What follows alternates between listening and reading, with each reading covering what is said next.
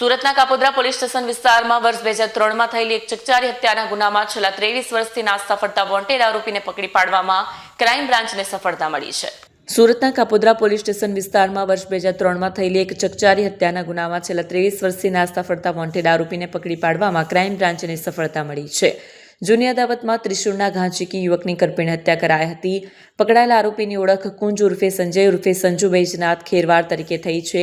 Police તપાસમાં જાણવા મળ્યું છે કે 2003માં હત્યા કર્યા બાદ તે સુરત છોડીને ભાગી ગયો હતો અને પોલીસ પકડથી બચવા માટે મહારાષ્ટ્રના મીરા રોડ કાશીમીરા વિસ્તારમાં સ્થાયી થયો હતો।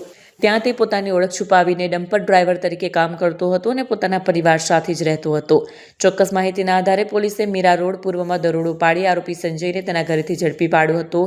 હાલમાં આરોપીનો કબજો કાપોદ્રા પોલીસને સોંપવાની અને આગળની કાયદેસરની કાર્યવાહી હાથ ધરવાની તજવીજ શરૂ કરવામાં આવી છે।